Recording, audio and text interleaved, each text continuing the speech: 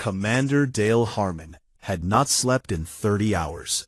He was standing at the bridge window of the UES Cardinal, looking out at the trade corridor, and thinking about a message he had read so many times that he could have said every word of it from memory. The message had come from the Galactic Council. It was 3 paragraphs long, and written in the kind of careful, clean language that made brutal things sound like routine paperwork. It said that the human colonists currently residing on Vareth Station were required to vacate the facility within 6 days. The Velhari Dominion had filed a territorial claim over the sector. The Council had reviewed the claim and approved it. The matter was resolved. No further discussion was necessary. Dale had read it the first time and set it down. Then he picked it up and read it again. Then, again. He was not reading it because he didn't understand it. He understood it perfectly. He kept reading it because he was waiting to feel something different, and every single time he reached the end, the feeling was the same. It was not anger, exactly. It was something older and heavier than anger. It was the feeling of a man who had seen this happen before, and knew exactly how the story was supposed to go, and had quietly decided that this time it was going to go differently. Vareth Station sat in the outer edge of a resource-rich sector that the Velhari Dominion had been eyeing for years. The station itself was not military. It had no strategic value in any traditional sense. What it had was 4,012 people who had spent between 5 and 22 years building a life there. Miners who knew every tunnel in the asteroid clusters. Engineers who had redesigned the water recycling system 3 times until it finally worked properly. Families who had planted small gardens in the hydroponic bays and argued about which vegetables grew better in low gravity. Teachers who had set up a school in what used to be a storage bay and painted the walls bright colors so the children would not feel like they were living inside a machine. There were 11 graves on Vareth Station. 3 of them belonged to children. They had died in the early years, before the life support systems were stable enough to handle the unexpected failures that hit every new station sooner or later. The people who had buried those children were still there. They had not left then. They were not going to leave now, because a council message told them they had 6 days. Dale turned from the window and walked to his command chair. His crew was at their stations, quiet and focused. Cole Bridges was at the signals console, running frequency checks the way he always did when the situation was tense. Cole was young, only 26, but he was the best signals officer Dale had ever worked with. He had a kind of calm about him that was rare in someone his age. "Cole," Dale said, "get me the Velhari flagship." "Opening now, sir," Cole said. 4 seconds later, the screen at the front of the bridge lit up. High Admiral Sereth of the Velhari Dominion looked exactly the way Dale had expected him to look. He was tall, broad-shouldered, gray-scaled, and he had the amber eyes of a being who had given orders his entire life, and had never once had those orders ignored. He looked at Dale the way someone looks at a slightly inconvenient object they are about to move out of the way. "Commander," Sereth said, "you have placed 1 vessel in this corridor. You will remove it." "High Admiral," Dale said, keeping his voice level, "I am here to inform you of 2 things. The first is that the colonists on Vareth Station are not leaving. They have built their lives there. They have buried their dead there. They will not be vacating the facility. The second thing I want you to know is that 3 additional human vessels are currently in transit to this position." Sereth's neck frills shifted slightly. It was an involuntary gesture that translated in most reference guides as mild amusement. "1 ship becomes 4, he said. "You are still describing 4 vessels, Commander. I have 40. I understand the count. I just want to make sure you understand what happens after the count." Sereth looked at him for a long moment. Then he closed the channel. Cole swiveled in his seat. "Think he took that seriously, sir?" "No," Dale said. "He didn't." That was the part that never changed. Every species that dealt with humanity for the first time went through the same process. They looked at the numbers. Human territory was small. Human fleet registration was modest. Human history showed a species that had spent most of its recorded existence fighting with itself, rather than anyone else. The conclusion was always the same. Humans were manageable. They were the kind of species you could push and push again, and nothing would come of it, except more formal objections filed with the appropriate committee. Nobody ever stopped to ask how long a species could be pushed before it stopped filing objections and started doing something else entirely. Humanity had joined the Galactic Council 11 years ago, not as a full member, as a provisional member. The distinction was explained very clearly in the documentation. Provisional members could attend sessions. They could speak on matters that directly affected their populations. They could submit written positions and formal objections. What they could not do was vote on anything, not until full membership was granted, which required a 2/3 approval from existing members, and had been delayed 3 times for reasons described as administrative. In those 11 years, 4 separate council resolutions had directly affected human populations. Each time, the human delegation had submitted a formal objection. Each time, the objection had been received, acknowledged, and ignored. The resolutions passed. The humans complied. Everyone in the council concluded that humans complained loudly, but ultimately fell in line. What no one had noticed was that after the 4th resolution, the human delegation had stopped sending strongly worded objections and started doing something far more quietly. Grace Tully was the human delegate to the Galactic Council. She was 53 years old, gray-haired, and almost never raised her voice. She had spent 6 years in that chamber, making careful arguments that were heard and disregarded. After the 4th resolution, she had gone back to her office and sat alone for a long time. Then she had made a series of calls. One of them was to a defense engineer named Nora Castillo. Another was to a logistics coordinator named Ben Alcott. Several more went to people whose names never appeared in any council document. That had been 2 years ago. On Verith Station, a man named Ben Gunn had heard about the council message the same day it arrived. Ben was 61 years old, had lived on the station for 19 years, and had a face that was permanently squinted from too many years staring at mineral readout screens. He called a meeting of all 4,000 colonists. He stood in front of them in the main assembly bay and read the message out loud, word by word, so there was no confusion. Then he told them the deadline. Then he asked them what they wanted to do. The vote took 11 minutes. The result was nearly unanimous. They were staying. Ben sent the result to Commander Dale Harmon and went back to his survey work. Dale received it, read it, and sent a single short message to the 3 ships that were already pushing their engines as hard as they would go. The message said, "They are not moving. Push harder." Outside the Cardinal, the 40 Velhari warships were spreading into their formation. They moved in a slow, deliberate crescent across the corridor, blocking every route. They were well armed and completely unhurried, because they had done this kind of thing before, and it had always ended the same way. A small force backed down, a station evacuated. The Dominion expanded its territory by another few 100,000 kilometers, and filed the paperwork. Dale watched the formation take shape through his window. He thought about Nora Castillo and her team at the Kepler Defense Yard, and the 14 months they had worked without proper sleep. He thought about what was sitting in the lower bays of each of the 4 human ships. He thought about Grace Tully, sitting in a council chamber somewhere, waiting for the same news he was waiting for.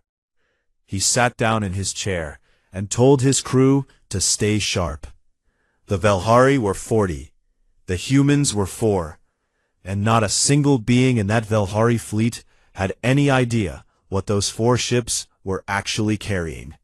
That, Dale thought, was the whole point. The Velhari fleet opened fire on Verith Station at 0340 hours station time.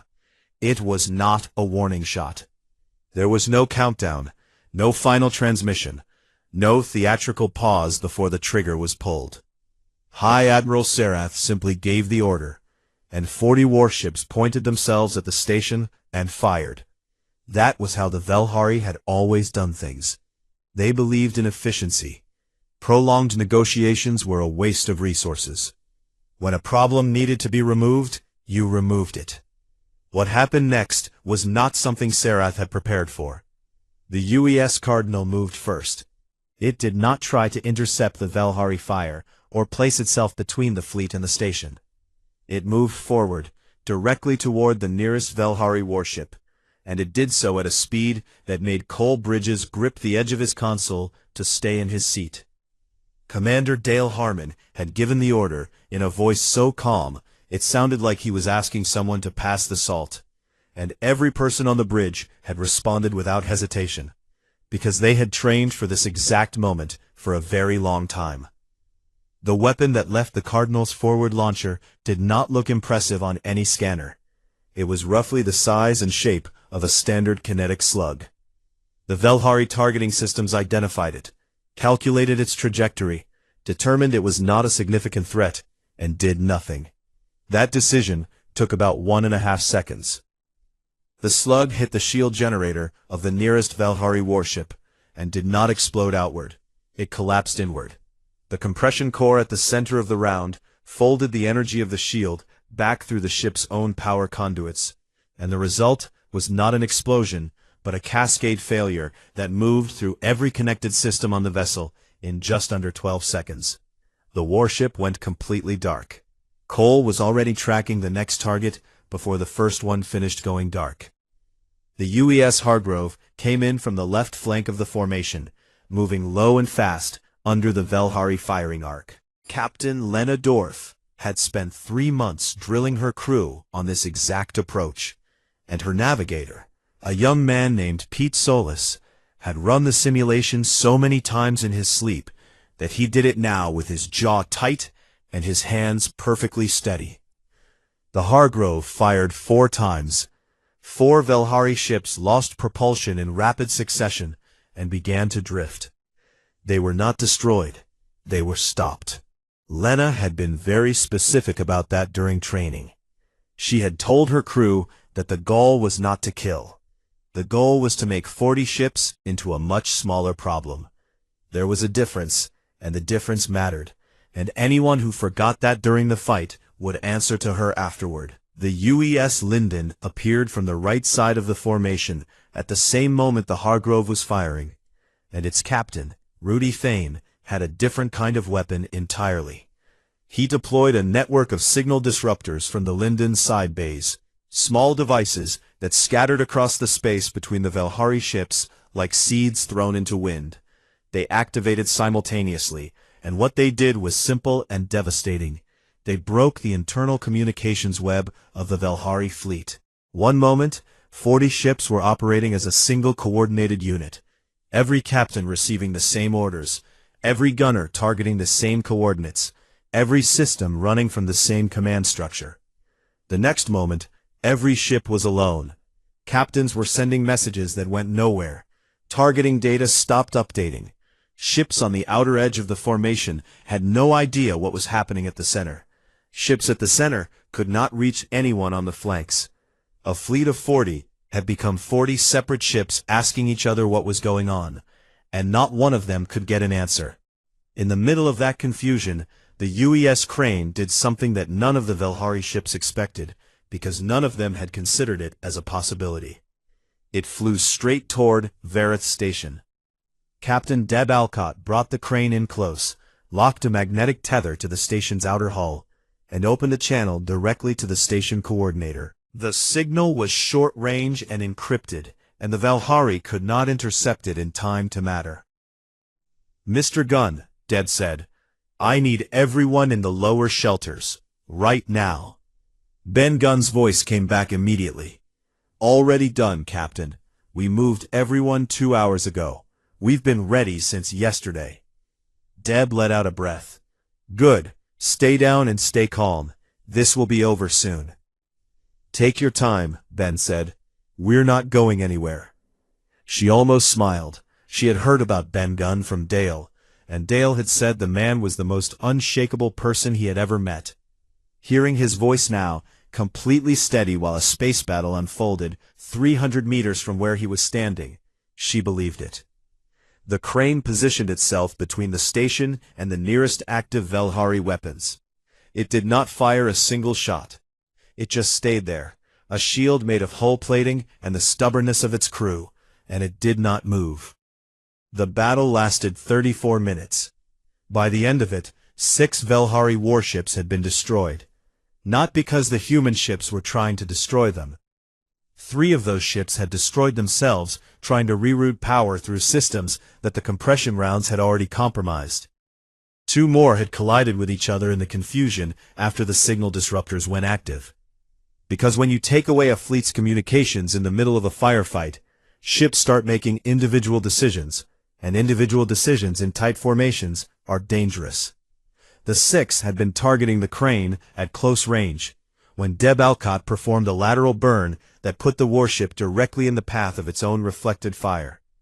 Deb had not planned that specifically, but she had trained her crew to take every option available, and that had been available. 14 more Velhari ships were disabled or adrift. The remaining 20 had pulled back to a distance well outside engagement range, and were holding their positions, which was another way of saying they had stopped advancing and were not sure what to do next. The 4 human ships held the corridor. Every one of its 4,000 colonists was alive. Not one person had been harmed. High Admiral Seraph sat in his command chair on the Velhari flagship and stared at his status screens for a long time, without speaking. His officers stood around him and also did not speak, because there was nothing to say that the screens were not already saying. 6 ships gone. 14 more out of the fight. 20 remaining, facing 4 human vessels that had not taken a single significant hit. 4 ships had done this. Seraph had been in the Velhari military for 31 years. He had fought in 3 major engagements and won all 3. He had never once questioned his own assessment of an enemy before entering a confrontation. He was questioning it now, and the questioning had a specific and uncomfortable quality to it, because the data in front of him did not match anything in his experience or his training. He pulled up the specifications file on human vessels. He read through it slowly. The specifications said what they had always said: light armament, medium shielding, minimal crew. Nothing in the file had changed. The file was simply wrong. He tried to contact the Cardinal.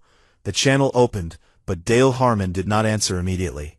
When he did, he looked the same as he had before the battle.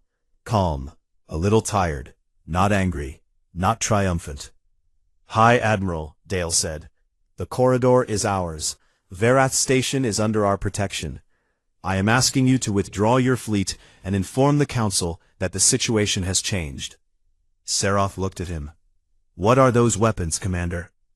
Dale considered the question. "They are what happens when you push people long enough," he said. "I would recommend not finding out what else we built." He closed the channel. Cole Bridges turned from his console and looked at Dale with an expression that was trying very hard not to be a grin, and not entirely succeeding. Dale pointed a finger at him. "Log everything," Dale said. "Every second of it. We are going to need the record." Cole nodded and turned back to his console, and his hands moved fast and sure across the keys. And somewhere behind his professional focus, he was absolutely, completely, overwhelmingly proud of every person on that ship. The 3 other captains opened a joint channel a minute later. Lena Dorff spoke first. "All crew accounted for," she said. "No casualties." Rudy Fane followed. "Linden is green. Disruptors need reloading, but the ship is fine." Deb Alcott's voice was the last. "Crane is holding position at the station. Mr. Gunn says he wants to go back to his survey work. I told him to wait 5 more minutes." Dale leaned back in his chair and looked at the stars outside his window. The Velhari formation was retreating slowly, the 20 remaining ships moving back in a way that was almost careful, like beings who had suddenly become very conscious of where they were putting their feet. He thought about Grace Tully. She would have the news by now. She was already going to be busy. He thought about Nora Castillo, probably asleep on a transport somewhere, her work already done, already thinking about the next version. Then he opened his comm. Coles send a message to the council, standard channel, mark it urgent. What should it say, sir? Dale thought for a moment. It should say that the situation at Verret Station has been resolved, that the station and its colonists are secure, and that the human delegation requests an emergency session at the earliest opportunity. He paused. And tell them we have a proposal. The emergency session of the Galactic Council was called 2 days after the battle at Verret Station. By that time, every delegation in the chamber had already heard the story 3 or 4 times through their own intelligence channels. The details had traveled fast, the way details always do when the details are strange enough to make experienced people stop what they are doing and read the report twice. 4 ships, 40 warships, 34 minutes. No human casualties. The council chamber on Orath Prime was a large and impressive place. It had been designed several hundred years ago with the specific intention of making everyone inside it feel the weight of history and the importance of order. The ceiling was high, the lighting was warm and even, and every delegation sat behind a curved desk of dark, polished stone, arranged in wide concentric arcs, facing the central floor. It could seat over 300 delegates and their staff. On the day of the emergency session, every seat was filled. Councillor Met of the Dravani Collective called the session to order. She was old by any standard, with the deep blue pigmentation that Dravani developed in their later centuries, and the very still, considered quality of movement that came from having lived long enough to know that most urgency was not as urgent as it appeared. She had been on the council for 40 years. She had seen many things. She had not seen anything quite like the report that was sitting on her desk. She opened the session without ceremony. The council has been made aware of an incident in the Verret sector. The Velhari Dominion deployed a fleet formation of 40 vessels against a human civilian station. 4 human ships engaged the fleet. 6 Velhari vessels were destroyed, 14 were disabled. The station and all colonists are reported unharmed. She paused. The floor is open. Councillor Pren of the Sewuli Assembly was the first to speak. He was younger than Met by a considerable margin, with the quick, precise movements of a species that processed information fast and formed opinions faster.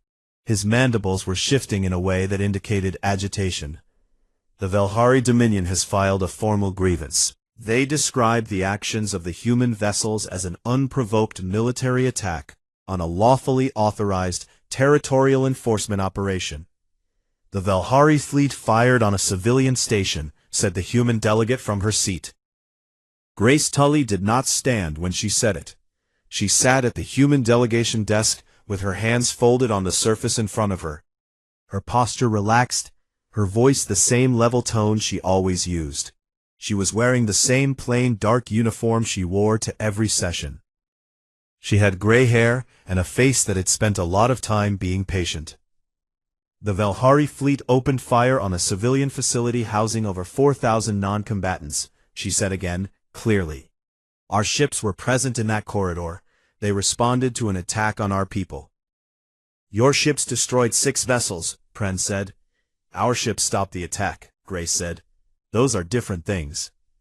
The degree of force was the minimum required to stop 40 armed warships from firing on a station full of civilians, Grace said. Her voice did not change. It was still calm. It was calm the way the surface of deep water is calm, and several delegates in the chamber were beginning to sense what was underneath it. If the council would prefer a discussion of proportionality, I am happy to have it. I would suggest we begin by discussing the proportionality of authorizing a 40-ship fleet action against a residential mining station. The chamber was quiet for a moment. High Representative Voss of the Yaleth Union leaned forward. He was a large being, broad and heavy, with a voice that had a low resonance to it that delegates sitting close to him could feel as much as hear. The specific concern being raised, he said, is not about the station. It is about capability. 4 human ships neutralized a fleet of 40. This council was not aware that human military technology had reached this level. No, Grace said, you are not. Voss studied her. How long has it been at this level? Operational capacity was confirmed approximately 8 months ago. Development began 2 years ago. The murmuring that ran through the chamber at that was not loud, but it was wide. It moved through every delegation like a current, and the expressions it produced were varied. Some delegates looked calculating. Some looked unsettled. A few looked at the human delegation with something that might have been a new kind of respect, or might have been the early stage of a different kind of concern. Counselor Met raised one hand, and the chamber went quiet. She looked at Grace Tully directly. You developed this capability in response to the Council's resolution on Varath? In response to 4 resolutions over 11 years, Grace said. The Varath resolution was the most recent. It was not the first time this Council approved an action against human populations without a human vote. You are a provisional member, Pren said. Provisional members do not hold voting rights. This is clearly defined in the membership charter. Yes, Grace said, it is. We have read the charter many times. She unfolded her hands and placed them flat on the desk in front of her. We have also filed formal objections to 4 resolutions over 11 years. We have submitted written positions, attended every session, requested committee reviews, and requested accelerated consideration of our full membership application 3 times. We were told each time that the process would take as long as it needed to take. She paused. We decided to use that time productively. Another silence. This one lasted longer. Met spoke carefully. When you say you are using the time productively, you are referring to more than the weapons systems demonstrated at Varath. It was not quite a question. Grace treated it as one anyway. Yes, she said simply. The chamber erupted. Multiple delegates speaking at once, some standing, some leaning toward their staff for hurried whispered exchanges. The unified hum of 300 beings, all trying to process the same information, and reaching very different conclusions about what it meant. Voss was speaking in a low, rapid voice to his deputy. Pren's mandibles were moving faster than before. Even the older, quieter delegates who rarely showed visible reactions were leaning toward their neighbors. Met let it run for about 90 seconds. Then she struck the session bell 3 times and waited for the room to come back to order, which it did, because 300 years of council tradition carried its own kind of weight. The session will recess for 2 hours, she said. The Dravani delegation requests a private conversation with the human delegation. Both parties will meet in Chamber 3. Grace nodded once. She gathered her documents and stood. Her aide, Cal Devry, was already on his feet beside her, a young man with a quiet face and the specific kind of stillness that came from having been trained to show nothing in public. He was carrying the document case that had been sitting under the desk, which he had not been asked to open yet. As they walked toward the side corridor, Grace heard the chamber beginning to fill with noise again behind her. She did not look back. She had been waiting for this conversation for 2 years. She was ready for it. What she was not ready for was who was waiting in Chamber 3 when she arrived. Met was there, as expected. Her senior advisor was there. But there was also a delegate she had not anticipated, one who had quietly followed them from the main chamber without making an announcement. It was the representative from the Suli Assembly, Councillor Pren, who had been the loudest voice against the human delegation 5 minutes ago, was standing in the corner of the small room, with an expression that was not quite what Grace had expected. He did not look angry anymore. He looked like a man who had just finished recalculating something, and was not entirely happy with the new answer. I would like to hear the rest, he said, before the session resumes. Grace looked at him for a moment. Then she nodded to Cal, who set the document case on the table and opened it. Then sit down, Grace said. Chamber 3 was a small room with a round table and no windows. It had been used for private council meetings for a very long time, and the walls had the particular quiet of a place that had heard many important conversations and kept all of them. There were 6 chairs. 4 of them were occupied. Met of the Dravani sat across from Grace Tully. Pren of the Suli had taken the chair to Met's left. Cal Devry sat beside Grace, with the open document case in front of him. The advisor who had come with Met sat slightly back from the table, a thin, very old being whose job was to remember everything and say very little. There was one other person at the table. She had arrived 3 minutes after Grace, still carrying the faint smell of machine oil that came from spending too much time around engineering equipment. Her name was Nora Castillo, and she had taken the first available transport from the Kepler Defense Yard the moment she got Grace's call. She had washed her hands twice, and there was still a faint dark smudge on her left palm that she had stopped noticing. She was 44 years old, and she had the direct, focused eyes of someone who spent most of their life looking at problems until they found a solution. Met looked at her for a moment. "You built the weapons," she said. "I built the delivery systems," Nora said. "The underlying physics are not new. A significant part of the foundational theory came from published research that has been in the Council Science Archive for 30 years. Met was still. "Our archive. Dravani theoretical physics papers from the period between roughly 60 and 90 years ago," Nora said. "The work on inward compression wave dynamics, specifically. The authors were a research team from the Dravani Institute at Castle Prime. They were building a model for stellar interior behavior. They did not intend it as a weapons framework, but the mathematics described a process we found very applicable." Met looked at her for a long moment, without speaking. Then she said very quietly, "You took our own science and turned it into something we never anticipated. That is what we do." Grace let that sit in the air for a moment before she continued. She had learned over many years that timing was as important as content, and that the best thing to do after saying something true was to let the other person have time to feel it. Then she said, "The Velhari believe we have a large hidden fleet." Pren, who had been quiet since they sat down, looked up at that. His mandibles moved once. "Do you?" "We have 47 ships currently equipped with comparable systems," Grace said. "We are building more.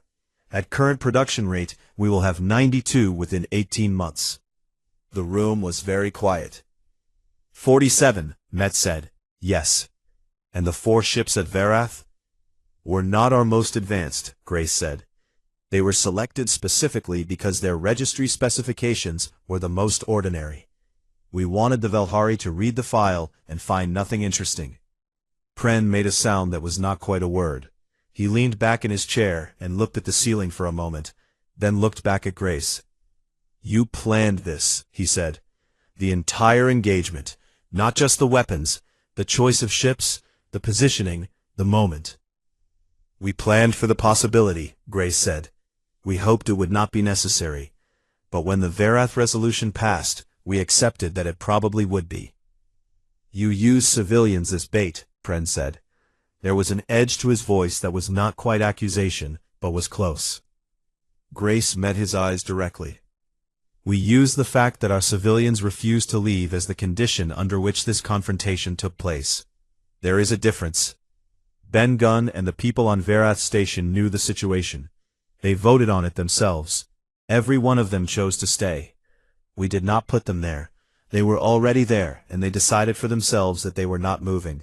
She paused. "We made sure they were protected when the Velhari came."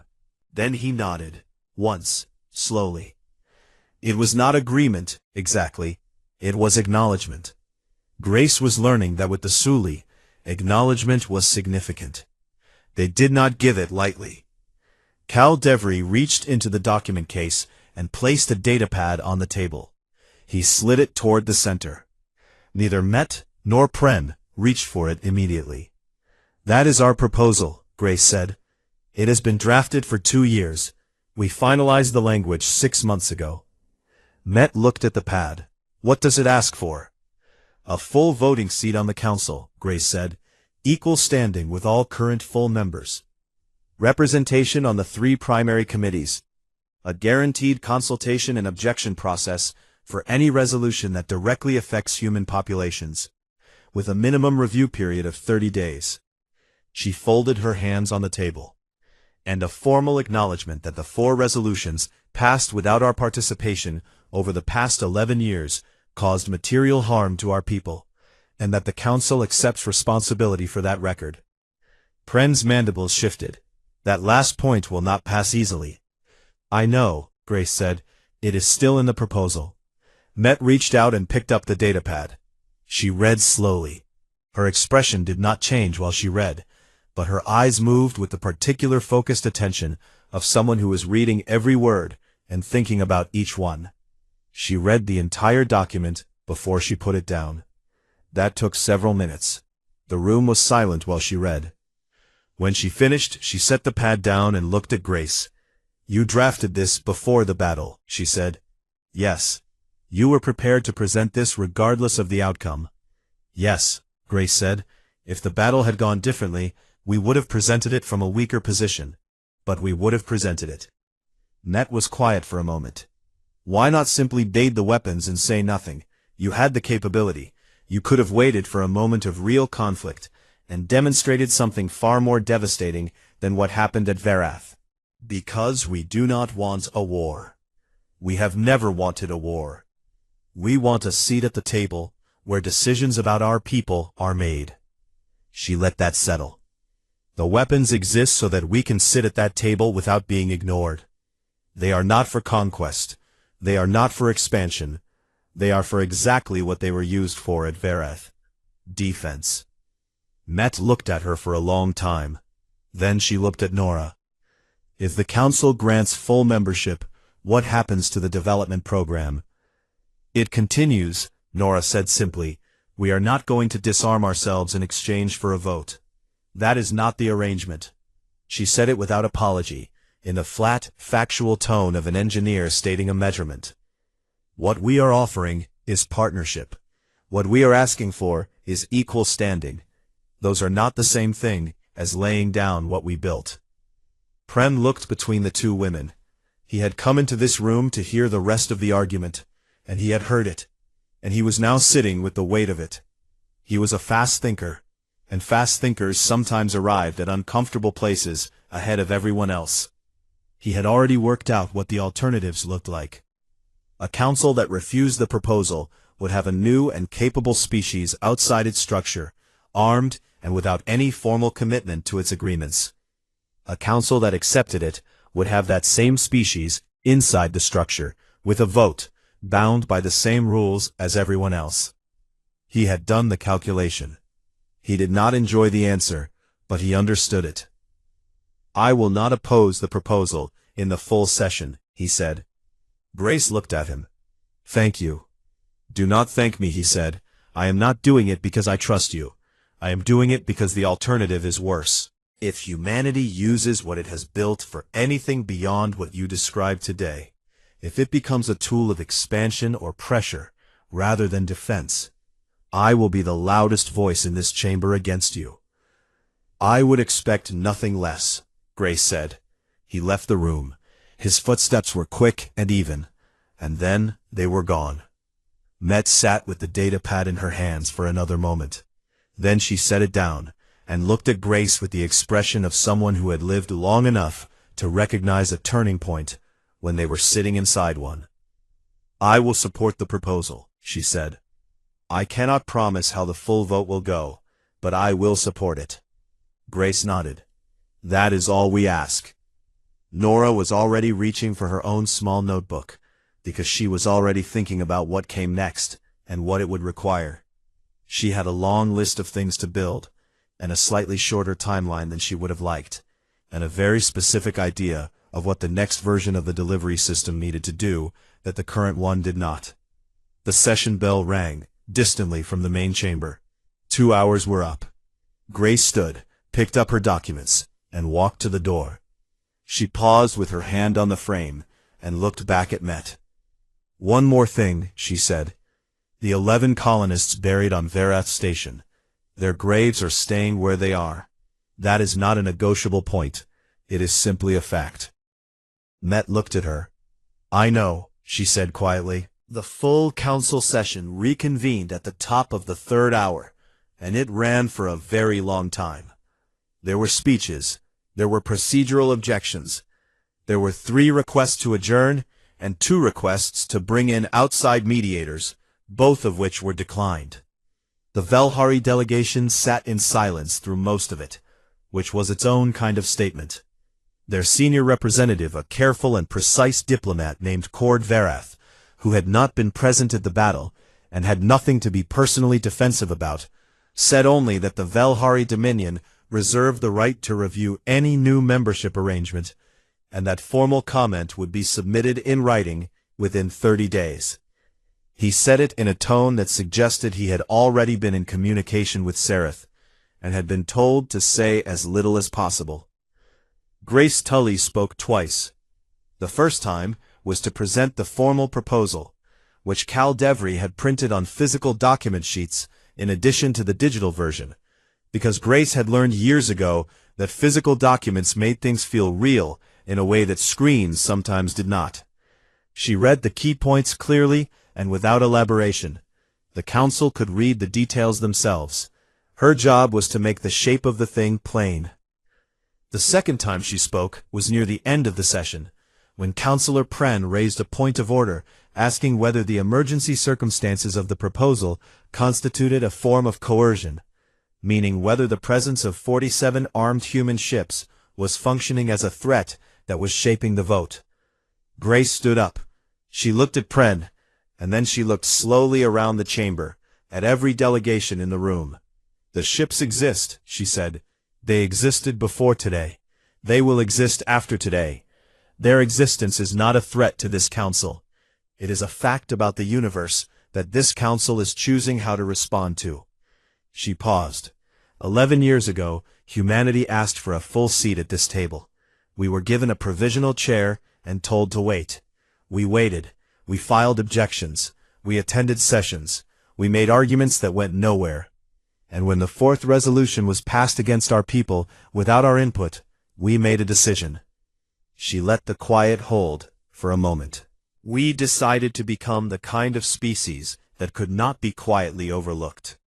Not because we wanted conflict. Because we had learned that without the capacity for it, we would keep having the same conversation, and our people would keep being the ones who paid for it. She sat down. The vote was called 40 minutes later. The result was announced by Met, who read the numbers with the careful, level tone of a woman who understood what the numbers meant, and had decided to feel what she felt about it in private, later, when the session was over.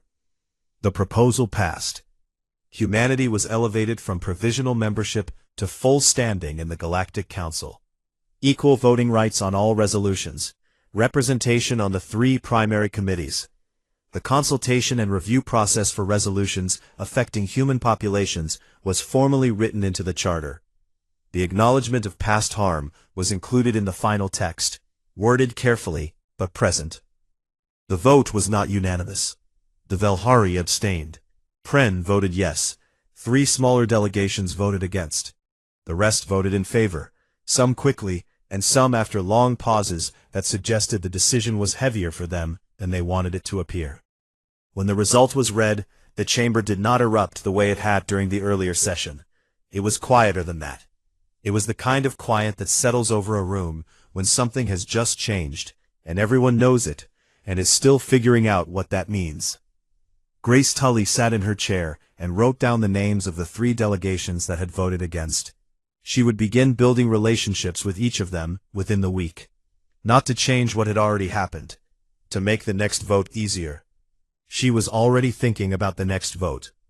Cal Devry leaned over and said quietly, "Congratulations." "Thank you," she said.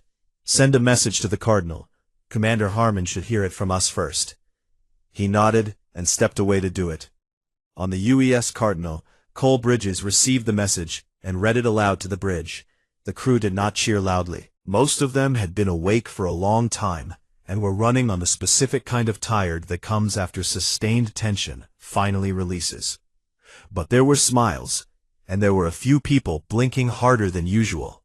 And Pete Solis on the Hargrove, when Lena Dorf told her crew, sat very still for a moment, and then quietly pressed his fist against his chest, the way people do when something hits them in a place they were not expecting. Dale Harmon read the message and stood at his window for a while. He looked at the stars, which were the same as they had always been, and thought about the fact that the trade corridor outside was still and clear, and Verath Station was behind him, intact, its lights on, its people moving through their routines. He thought about the 11 graves. He thought about Grace Tully sitting in that chamber for 6 years, making arguments that no one voted on, filing objections that went into a drawer somewhere, waiting with the specific patience of a person who has decided not to be angry, because anger is not useful and patience is. He thought about Nora Castillo and her team, working in that yard for 14 months, on barely any sleep, building something that changed the shape of what was possible, because they had been asked to, and because they understood what it was for. He pressed the comm. "Cole, get me a channel to Ben Gunn on the station." A few seconds passed. Then Ben's voice came through, rough and familiar and completely unhurried. "Commander, Mr. Gunn, the council vote came in. Full membership." A pause. "Good," Ben said. Dale waited to see if there was more. There was not. "That's all you've got?" "It's good news," Ben said. "I said so. I've got a survey to finish before the end of shift. Is there something else?" Dale found himself smiling for the first time in days. "No, nothing else. Carry on." "Always do," Ben said. The channel closed. Nora Castillo was on a transport back to the Kepler Defense Yard when the message came from Grace. She read it once, set the comm down, and looked out the small viewport at the stars going past. She let herself feel it for about 30 seconds. The way you feel something when you have worked for a very long time toward a specific thing. And then the thing happens, and the feeling is real and full and needs to be felt properly. Then she picked up her notebook and opened it to the next page. There were 17 design modifications she wanted to make to the compression core before the next production run. There was a new shielding configuration she had been thinking about for 6 weeks that she had not had time to test yet. There were 4 junior engineers on her team who were ready to take on more responsibility, and she needed to decide how to structure that before she got back. The work was not done. It was never done. That was the thing about being human. You finished one thing, and there was always another thing, and the next thing was usually harder than the last, and most people looked at that fact and found it exhausting. Nora found it interesting. High Admiral Sarath received the Council's decision in his private quarters on the flagship, and read it alone. He read the full text carefully, including the acknowledgement of past harm, including the new consultation requirements, including the language that placed human vessels in a new legal category within Council space. Then he pulled up the technical report his engineers had submitted on the weapons used at Verath. They had been working on it for 6 days. The report was long and detailed, and its conclusion was short. The conclusion said, "We do not yet fully understand what we are looking at." He thought about what Dale Harmon had said when he asked about the weapons. They are what happens when you push people long enough. He sat with that for a while. He thought about 31 years in the military.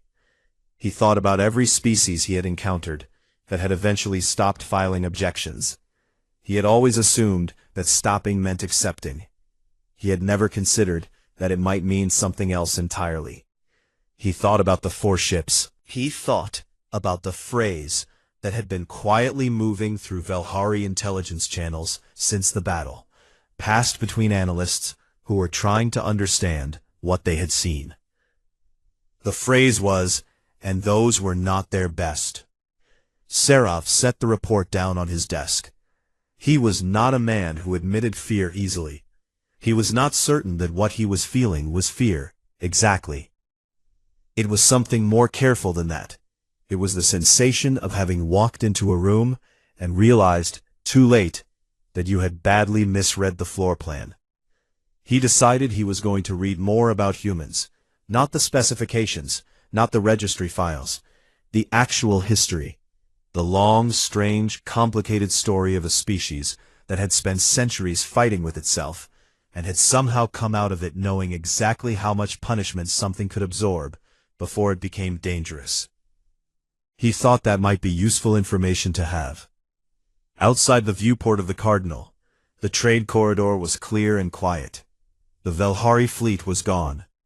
Veroth Station glowed faintly in the distance, small and steady, 4,000 people going about their lives. Cole Bridges looked at the empty corridor, and then at his commander. "What do we do now, sir?" Dale Harmon sat down in his chair. "Now we go home," he said, "and we let Grace do her job." "And after that?" Dale thought about it. "After that, we do what we always do," he said. "We get ready for the next one." Cole nodded. He turned back to his console and began entering the heading for home, and the Cardinal's engines built to a low steady hum, and the ship began to move, and behind it, growing smaller and then smaller still, Veroth Station's lights stayed on, warm and permanent in the dark. They were not going anywhere. They had never been going anywhere. And now, finally, the rest of the galaxy knew it too.